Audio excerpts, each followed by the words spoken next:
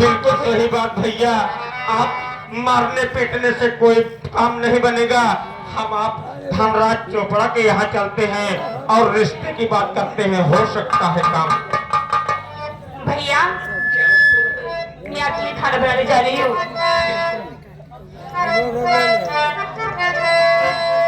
कि दिन ढलता नहीं, रात कटती नहीं, उसके मर्जी बिना पत्ता भी हिलता नहीं। कि रवि जो चाहे वही तो होना है, रवि जो चाहे वही तो होना है। आज भी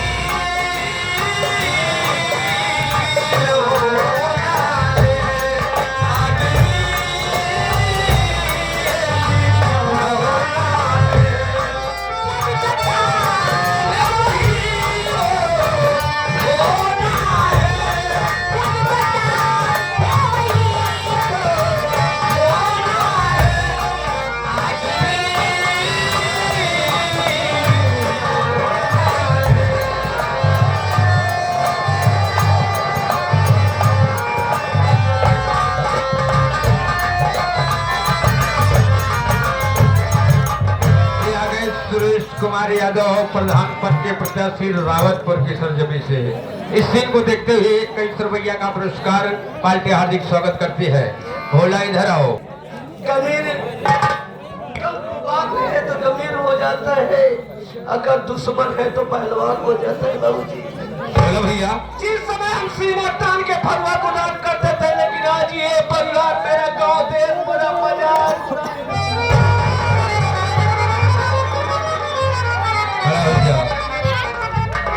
भैया हो दिमाग से काम लिया, चला सेठ धनराज चोपड़ा के यहाँ चला जाए, उनसे झोली फैला के भीख मांगा, कहीं तो गुजारा हो जाए। ये गरीबिया कैसी बाबूजी, बेटी से मजबूर होता है भाई बाप। ये गरीबिया कैसी गाड़ी जब हमारे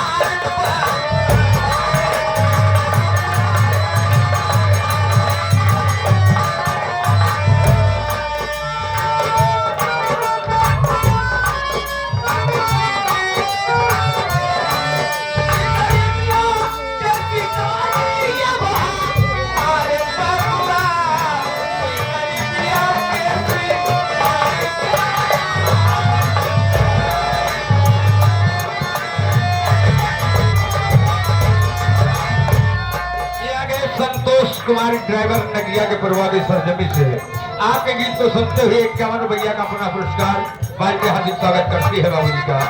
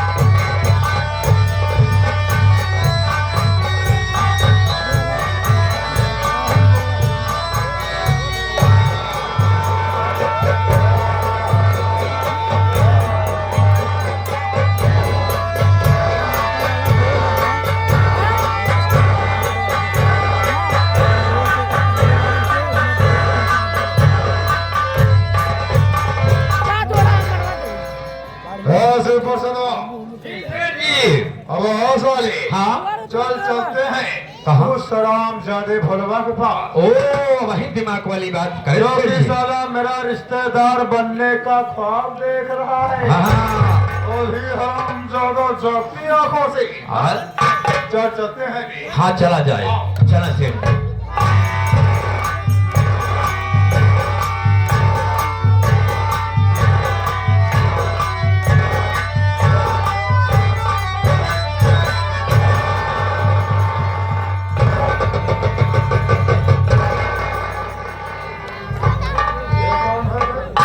हम नहीं चिन्हत है के है रास्ता में गोर धरना है।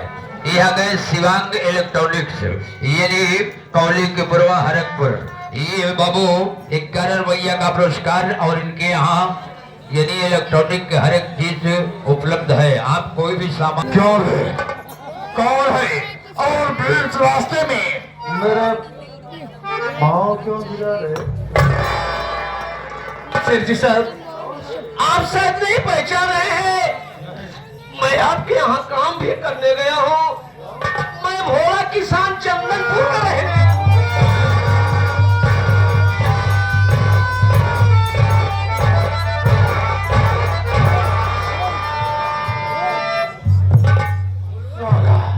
तो ही चंदनपुर का भोला है। क्यों रे? साला पाँव की जूती पाँव में ही पहनी जाती है, चाहे चांदी की क्यों ना हो। साले सर को नहीं रखी जाती है। ऐसे तुम साले गरीब दुनिया हो। जीवन भर हमारे यहाँ साले हरवाही किया, गुलामी किया, और जितनी भारी औकात, साला मेरा रिश्तेदार बनने का ख्वाब देख रहा है। सेठ जी, रिश्तेदार की बात नहीं है। मेरी बहन मधु, आपके बेटे विमल साहब, दोनों आपस में प्यार मजदूरी करके अपने बहन को भेजा पढ़ने के लिए, लेकिन उसको ये वसूल नहीं समझाया कि प्यार मोहब्बत बराबरी वालों की जाती है। तो ठहरा गलीवार में और मैं लम्बादार हूँ। भला सारा जमीन और आसमान कभी मिलन हुआ है क्या? सुन मेरी बात, तेरे ही पास और है तेरे।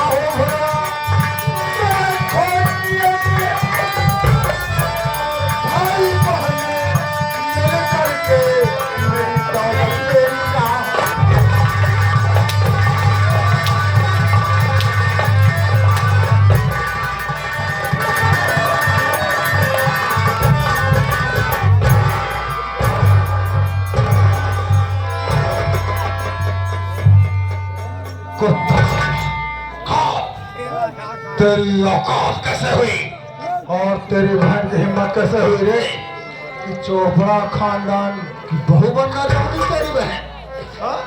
मेरी बात सुनिए।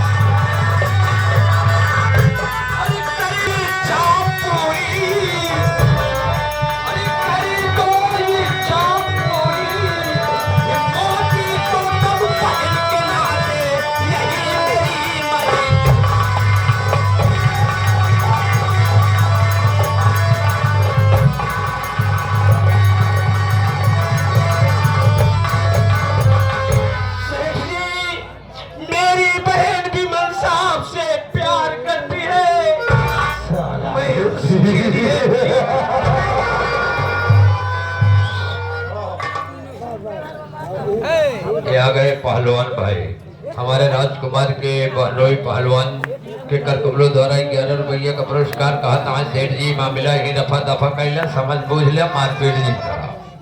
कोई बात नहीं। इधर आ रे, देख मैं अभी समझ गया सारा माजरा है कि तू कह रहा है कि तेरी बहन की कोख में मेरे लड़के विमल का पाप पल रहा है, यानी उसकी कोख में मेरे लौंडे का बच्चा पल रहा है। इसीलिए अगर मैं विमल से तेरी बहन की शादी नहीं करूंगा तो दुनिया में कौन सा मुंह दिखाएगा?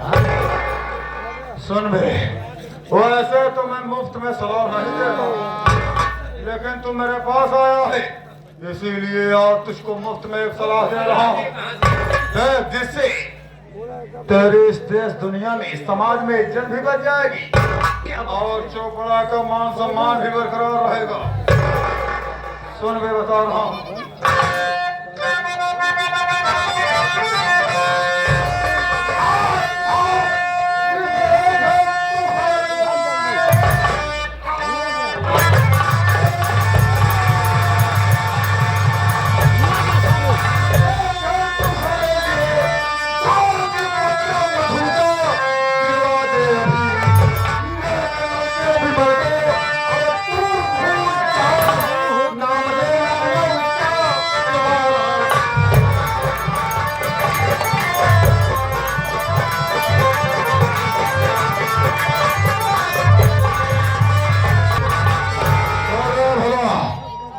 तो भूल जा, जाकर अपने बच्चा गिरवा दे, जो खर्च लगेगा उसको से फर्रा चोपड़ा होता जा।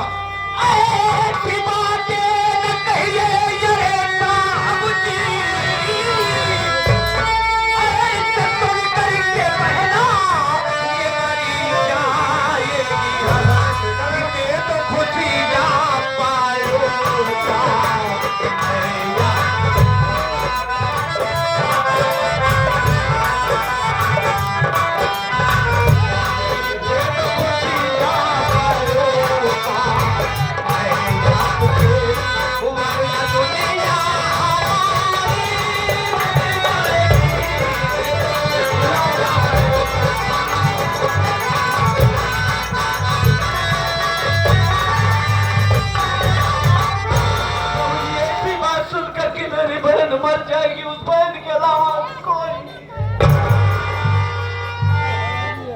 ये आ गए राकेश कुमार ऐठी की सरजमी से बाबू। राकेश कुमार ऐठी की सरजमी से 11 रुपया का पुनः पुरस्कार और साथ ही साथ हमारे हरिश्चंद्र पेटी मास्टर, हारमोनियम मास्टर और सफाई कर्मी भी धनीपुर की सरजमी से हमारे संजय खन्ना के बाबू के रोल को देखते हुए पुनः 11 रुपए का पुरस्कार किए हैं। पार्टी हार्दिक स्वागत करती है। ये अगर हमारे वैसा तो कहना नहीं चाहिए, लेकिन तू अपनी बहन की प्यार के खातिर इतना नीचे गिर सकता है कि धनराज चोपड़ा के पांव पकड़ रहा है। तेरी यही अदा हमको भा गई, क्योंकि जो साला मेरा गुलामी करता है हम उसके ऊपर सदैव अपनी छत्र छाया बना कर रखता हूँ। और जो साला रंगबाजी किया उसको साले की दुनिया में जीवित नहीं छोड़ा। भैया ये बता, अगर तू चाहता है कि तेरी बहन का शादी चोपड़ा के बेटे विमल से हो, तो ये बता रहा तू अपनी बहन के लिए क्या कर सकता है? जो भी आप कहेंगे बाबूजी, हम जिंदगी भर फिर गुलामी भी करेंगे। बोला, अगर तू चाहता है कि तेरी बहन चोपड़ा खानदान की बहू बने तो तुझको मेरी 2 शर्तें माननी होंगी। वे और सच की क्या बात है सेठ जी? ये भोला किसान आपके सामने बहन के खातिर सर। कोई बात नहीं है भला, मेरी शर्त सुन ले। देख तू ठहरा गरीब आदमी, हाँ, इसलिए ज्यादा तुझसे कुछ नहीं कह रहा हूँ।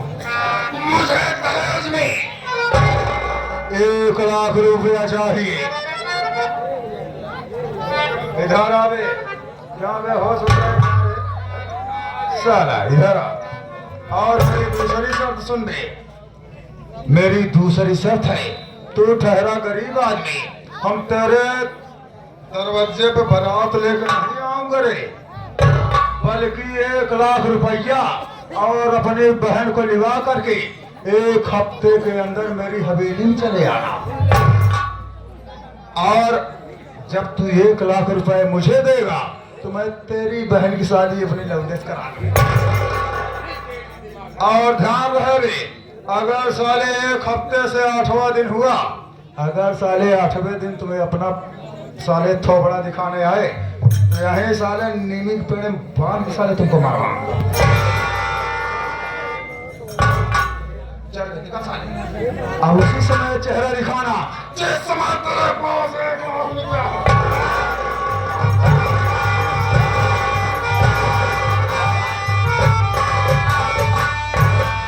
लेकिन शेर जी हमारे समझ में नहीं आता है कि ये गरीब इंसान 1 लाख रुपया पाएगा कहाँ? अब ऐसा है, जो साला दाने दाने को खाने के लिए मोहताज है, हाँ? वो साला 1 लाख रुपया कहाँ पाएगा? कहाँ पाएगा? ना ही साला हमको रुपया देगा, ना इसकी बहन की शादी मेरे लौंडे के साथ। बहुत सही दिमाग लगा है। वही जो हम चाहता हूँ। हाँ, हाँ। दोस्तों, ये चोपड़ा का खोपड़ा नहीं, कंप्यूटर है। अरे कंप्यूटर से ज्यादा आप काम करता है। वक्त का इंतजार कीजिए, बाद में बात सारी बताऊंगा। अगला सीन इस ब्रेक के, ये रहा चोपड़ा का ऐलान। चलो।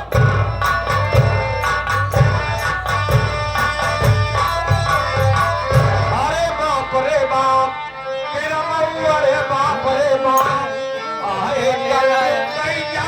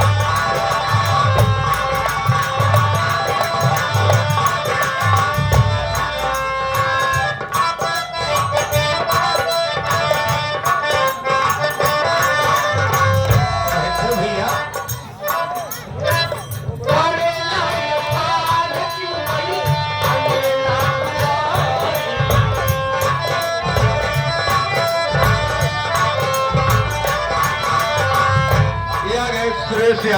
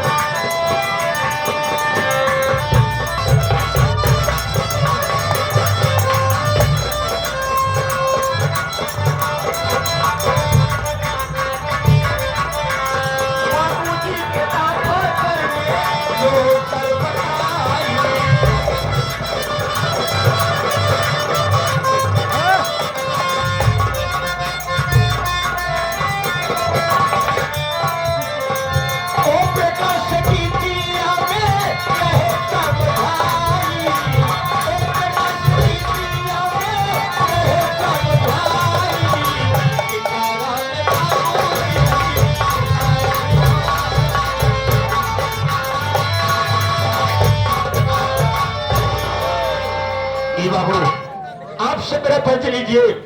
मैं कौन हूँ, कहाँ का रहने वाला हूँ, मेरा नाम और मेरा काम क्या है। साथियों, मैं जिला रुस्तमगढ़ ग्राम घना के पूरा का रहने वाला हूँ। मेरा नाम सेठ राजपाल गुप्ता है। मेरी धर्म पत्नी का नाम श्रीमती दुर्गा सेठानी तेल लगाई थी। घर में मेरी एक बहन है जिसका नाम मंजू है।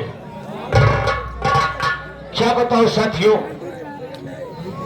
मेरी सेठानी की उम्र 25 साल है और मेरी उम्र 75 साल है। मैं अपनी धर्मपत्नी दुर्गा सेठानी को इतना मानता हूं, इतना सम्मान देता हूं, इतना प्यार करता हूं, फिर भी मेरे पास नहीं आती है, दूर दूर भागती है। एक दिन मुझसे कहने लगी कि सेठ जी, अब मेरा गुजारा तुम्हारे घर नहीं होगा, तुम्हारे पास ना रहने का घर है, न कोई ठौर ठिकाना है, मैं अपने नैहर जा रही हूँ। तो क्या हुआ सेठ जी? हमने कहा दुर्गा सेठानी, हाँ? अगर तुम मुझे छोड़कर अपने नैहर चली जाओगी तो मैं बगैर भगवान के मारे ही मर जाऊंगा। इसलिए कि मैं तुम्हारे बगैर एक पल जी नहीं पाता। जी नहीं पाता हूँ। सेठ जी, ये आ गए हमारे परम आदरणीय श्री सुरेश की उम्र 25 साल। ये कैसे तो पाई किया है इनका। हमने कहा सेठाई, तुम मुझे छोड़कर नैहर मत जाओ। मैंने सेठाई का पांव पकड़ लिया। अरे हे गोल सेठाई मुझसे कहने लगी, हाँ देखो सेठ, अगर मुझसे प्यार करना है तो तुम्हें मेरे नैहर में रहना होगा। ससुरारी में आ गया। जब मैं ससुराल जाने लगा तो मेरी बहन मंजू ने कहा, भैया अगर तुम मुझे छोड़कर अपने ससुराल चले जाओगे, वहाँ पर रहोगे, तो मेरी देख रेख कौन करेगा। यह बात सही है। हमने सोचा कि बहन को क्यों ना साथ ले जाओ। मैंने दुर्गा सेठाई से कहा कि दुर्गा सेठाई, मेरी बहन मंजू भी मेरे साथ चलेगी। सेठाई ने मेरी बात को मान लिया। अच्छा। इस वक्त मैं अपनी बहन मंजू को लेकर अपने ससुराल दुर्गा सेठानी के यहाँ रहता हूँ। यहाँ तक क्यों ने कैसे निकलत होगा तो कसम कहते हैं, हे वाह ने मनवा जाता है। प्यार से लोग कहते हैं हाँ, नेपाल जाता है। नेपाल नहीं, निहुरान जा रहे हैं। अरे नेहमान, हाँ नेहमान जाता देखो है। सुप्रसाद, हाँ, तो ससुरारी में निवासा हो गया। हाँ निवासा अरे हो। वाह। अरे समय छावन। अच्छा ये बतावा, जैसे कि तू 75 साल कहा, सेठाई 25 साल के हैं, तका सेठाई के कपोल लगे जाते हैं। तू कोशिश करता हूँ यार, जाने लेकिन पहुंच मेरी गया। सेठाई जो है ना, हाँ। मुझे छोड़ छोड़ कर दूर भाग। भारत यार भाई है, समझे तो उम्र और ये देखो शायद उनसे मेरी पावर डिग्री का पता नहीं। हाँ समझाता है शिव प्रसाद सर हाँ। बात छोड़ो, हाँ बात ही बात में रात गुजर जाएगी। कौन मैं सोच रहा हूँ हाँ। कि मैं एक हफ्ते के लिए बाहर जाऊंगा। बाहर जाओगे अब तो मेरी बहन मंजू को बुला दो यार, मैं अपने दिल की तो बात कर लूं। उसके बाद अभी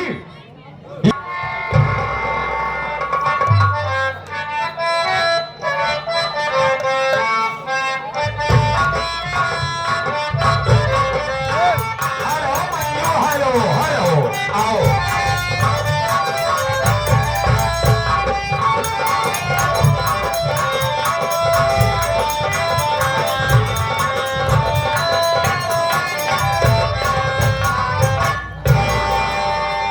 बड़े भैया के चरणों में मंजू बहन का परिणाम स्वीकार। ये आ गए बीके बाबा बलापुर। मैं आपसे कुछ पूछना चाहती हूँ।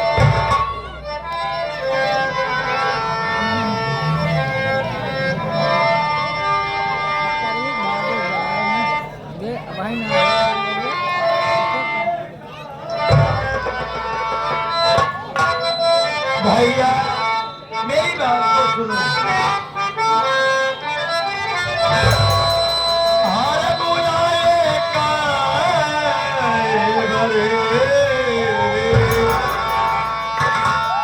हार बुलाए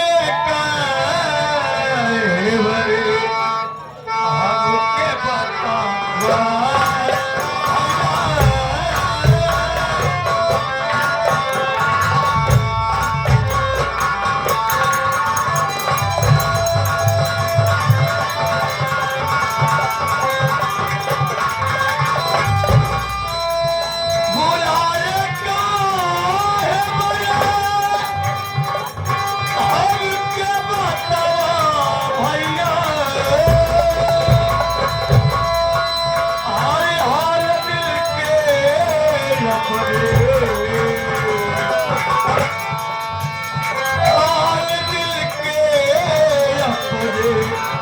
अरे हमके सुना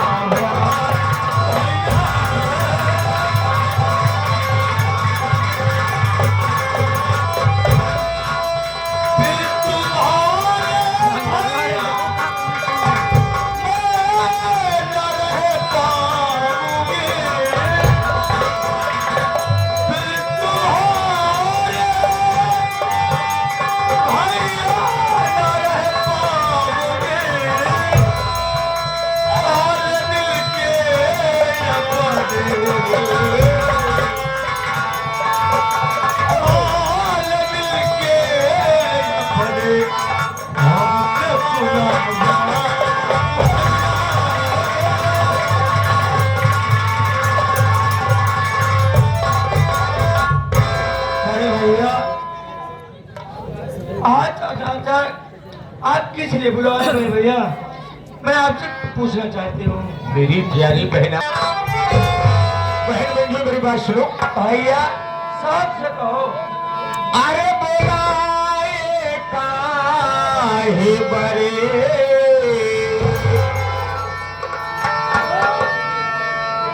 बोलाए काहे बरे तो से बताई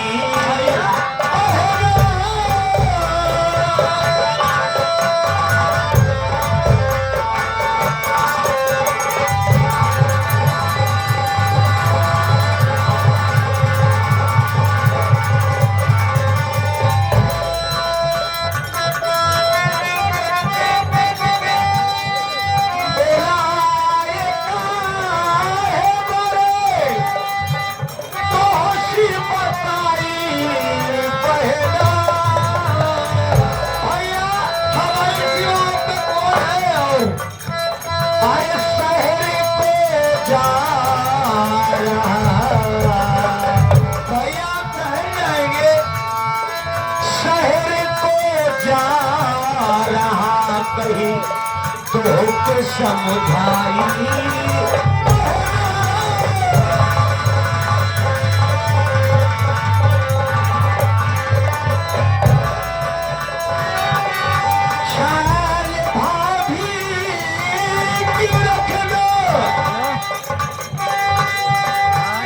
तो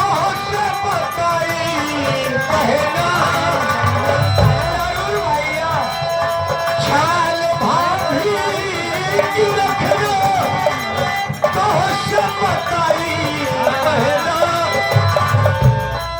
अरे फिकर कुछ न करना फिकर कुछ न करना तुझसे बताई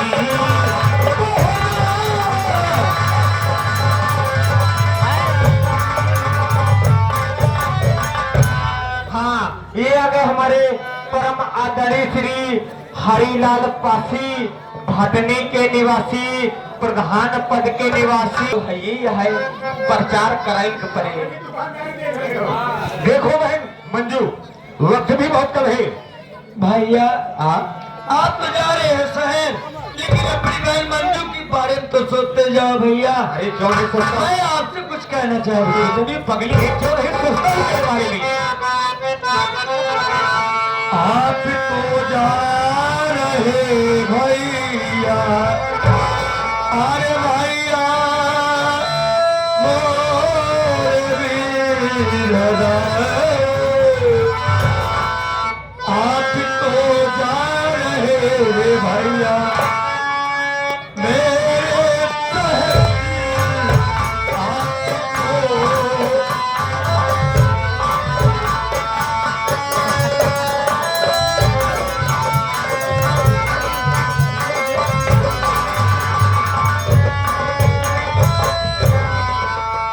आपको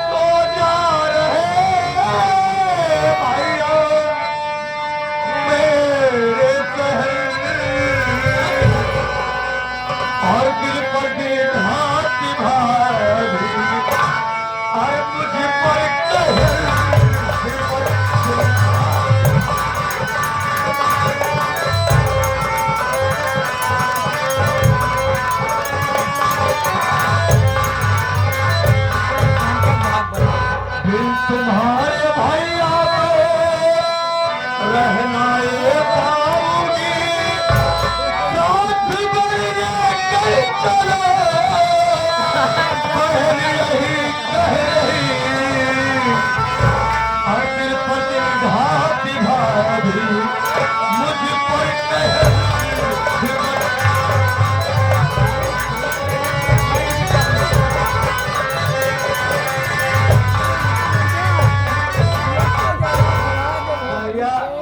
आप तो जानते हो कि जब सब कोई खा लेते हैं तब झूठा खाना हमें मिलता है। घर में काम कितना करना पड़ता है भैया।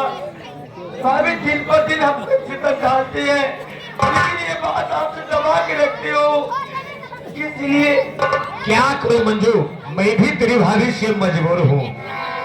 मुझे भी चार बातें सुनना पड़ता है, इसलिए मैं तुझे लेकर अपने ससुराल में रहता हूँ। और तेरी भाभी की आदत कैसी तो खुद जाती है ना। मैंने उसको समझा दिया, बुझा दिया कि देखो मैं एक हफ्ते के लिए शहर जा रहा हूँ, अगर बहन मंजू से कहीं कोई भूल हो जाए तो उसे मारना पीटना मत। भैया अगर आप जाना चाहते हैं शहर, आप शौक से जा सकते हैं, लेकिन मैं भाभी की अच्छी से ख्याल रखूंगी। ख्याल रखना भाई। देखो कमल कुमार, तुम चलो मेरे साथ, स्टेशन तक मुझे छोड़ दो, उसके बाद आज ही मैं शहर चला जाऊँ। चला तो काला। देखो मैं शहर जा रहा हूँ, तुम मेरी बहन मंजू का ख्याल रखना है। हाँ हाँ ठीक है, ठीक ठीक। रवि यादव प्रधान पद के प्रत्याशी गोपालापुर के। अपना नादान बच्चा समझ के माफ करना। मंजू, एक बाबा साहब की केस हो जानी चाहिए, फरमाइश लगी है। देखो ठीक, काफी देर से फरमाइश आ रही है, अभी तक इस फरमाइश को पूरी नहीं कर सका, इसलिए